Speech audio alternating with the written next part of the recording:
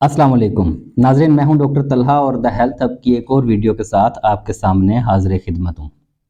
आज हम जिस मसले को डिस्कस करने लगे हैं, इसकी अलामात बहुत ही खौफनाक होती हैं। मरीज़ बहुत ज़्यादा परेशानी के आलम में हमारे पास आते हैं, लेकिन हकीकत में ये मसला जो होता है ये उतना ही ज़्यादा सादा और बेज़रर होता है। मैं बात कर रहा हूँ बेनाइन पैरोक्सिस्मल पोजिशनल वर्टाइगो की। इन शॉर्ट हम इसको BPPV भी कहते हैं।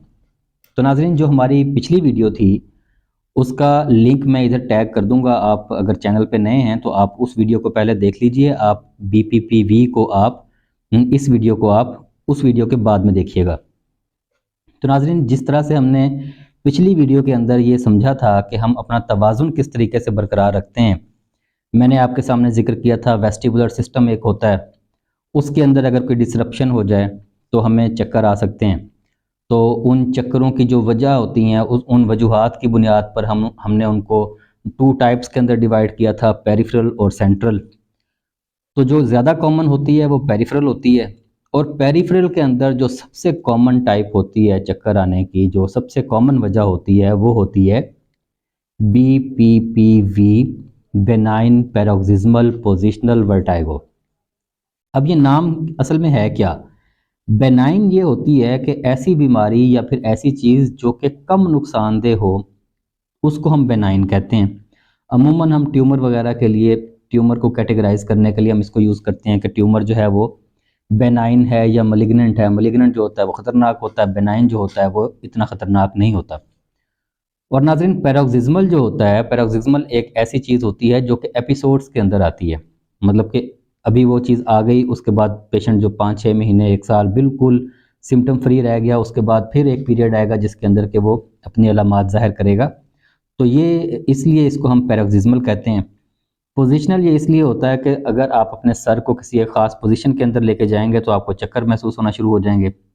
आप अपने सर को वापस न्यूट्रल अगर लेके आएंगे तो आपको कुछ टाइम के बाद वो चक्कर आपके ख़त्म हो जाएंगे, इसलिए हम इसको पोजिशनल कहते हैं। और वर्टाइगो से मुराद होता है चक्कर आना। तो ये होता है बेनाइन पैरोक्सिस्मल पोजिशनल वर्टाइगो। अब ये BPPV होता क्यों है?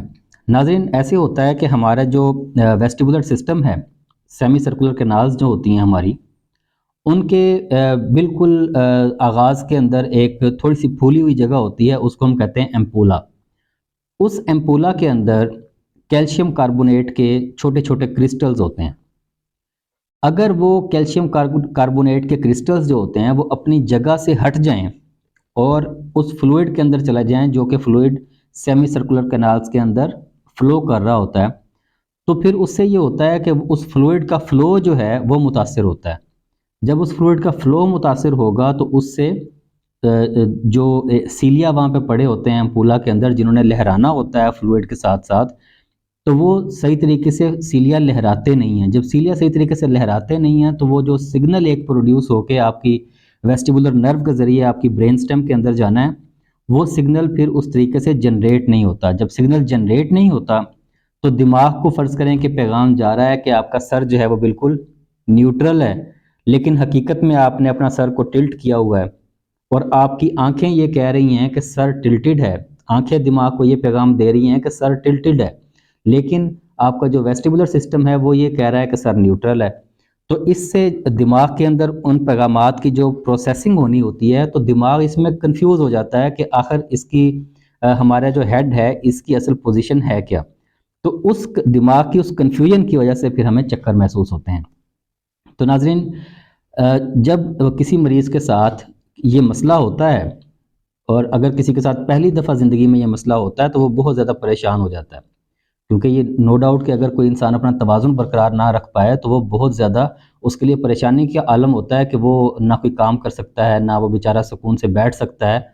तो वो लेटा रहता है और अपने सर को अगर वो साकिन रखता है तो वो ठीक रहता है। सर हल्का सा भी मूव करता है तो उसको चक्कर आना स्टार्ट हो जाते हैं। तो पेशेंट जब इस मसले के साथ हमारे पास आते हैं तो बहुत ज़्यादा वो एंग्जाइटी में होते हैं, बहुत ज़्यादा वो परेशान होते हैं। इवन जो घर वाले होते हैं वो भी बहुत ज़्यादा परेशान होते हैं।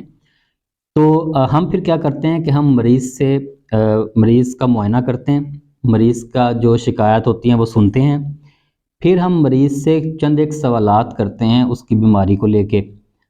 जब हम ये तशख़ीस कर लेते हैं मुकम्मल कि मरीज़ को یہ BPPV ہے تو اس کے بعد جو ہمارا کام ہوتا ہے وہ صرف یہ ہوتا ہے کہ ہم نے مریض کو یہ ایشور کروانا ہوتا ہے کہ آپ کا یہ جو مسئلہ ہے، میں یہ سمجھتا ہوں کہ آپ کا مسئلہ بہت زیادہ آپ کے لیے تکلیف دہ ہے، آپ کے لیے بہت زیادہ خوفناک ہے، بلکہ آپ کے لیے بہت زیادہ خطرناک بھی ہے، کیونکہ آپ اگر اس کنڈیشن میں آپ کوئی کام کرتے ہیں تو آپ اپنے آپ کو نقصان پہنچا سکتے ہیں، آپ کسی اور انسان کا بھی نقصان کر سکتے ہیں، تو اس لیے یہ خطرناک بھی ہے۔ لیکن یہ حقیقت میں یہ مسئلہ بالکل سادہ اور بے ضرر ہے، 1-2 دن کے اندر اندر آپ کا یہ والا جو اسپیل ہے ورٹائگو کا یہ ختم ہو جائے گا۔ تو اگر ہم مریض کو یہ ایشور کروا دیں، اور یہ ایشور کروانا ہی ہمارا جو ٹریٹمنٹ ہوتی ہے اس کا مین سٹے آف ٹریٹمنٹ جو ہے، پیشنٹ کو یہ ایشور کروانا ہوتا ہے۔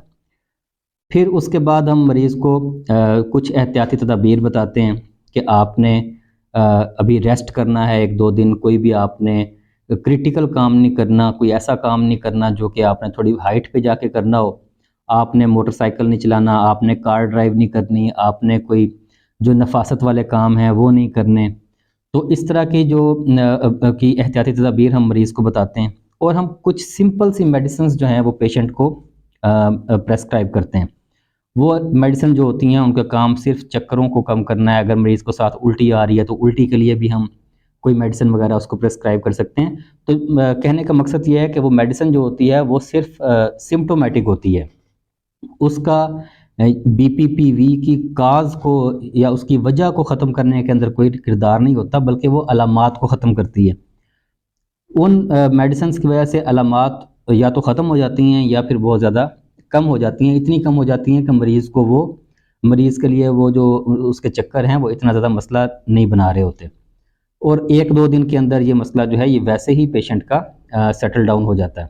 تو یہ BPPV کے حوالے سے آج کی ویڈیو تھی۔ امید کرتا ہوں کہ یہ ویڈیو دیکھنے کے بعد اگر فیوچر میں آپ کے ساتھ یہ مسئلہ ہوتا ہے یا آپ کسی جاننے والے کے ساتھ یہ مسئلہ ہوتا ہے تو آپ بالکل نہیں گھبرائیں گے اور کسی مستند ڈاکٹر کے پاس لازمی جائیں گے، کیونکہ ڈاکٹر کے پاس جا کے ہی آپ کی بیماری کی تشخیص ہوگی، ورنہ ہو سکتا ہے آپ کچھ چیزیں جو ہیں اس کو مس کر دیں، کیونکہ اس ویڈیو کے اندر میں نے آپ کو بتایا تھا کہ ایک پیریفرل ورٹائگو ہوتا ہے اور ایک سینٹرل ورٹائگو ہوتا ہے، اور چکر آنے کے ساتھ ساتھ اور کون سی علامات ہو سکتی ہیں جو کہ خطرناک ہو سکتی ہیں، تو وہ آپ اس ویڈیو کے اندر ان خطرناک علامات کو بھی دیکھ سکتے ہیں۔ تو ناظرین، اگر آپ کو یہ ویڈیو اچھی لگی ہے تو ویڈیو کو لائک کریں، شیئر کریں، چینل کو لازمی سبسکرائب کریں، بیل آئیکن کو لازمی پریس کریں تاکہ آنے والی جو نئی ویڈیوز ہیں وہ آپ کے پاس بر وقت پہنچتی رہیں۔ اپنی فیملی کا، آس پاس کے لوگوں کا بہت سارا خیال رکھیں۔ ڈاکٹر طلحہ کو اپنی دعاؤں میں یاد رکھیں۔ اللہ حافظ و ناصر۔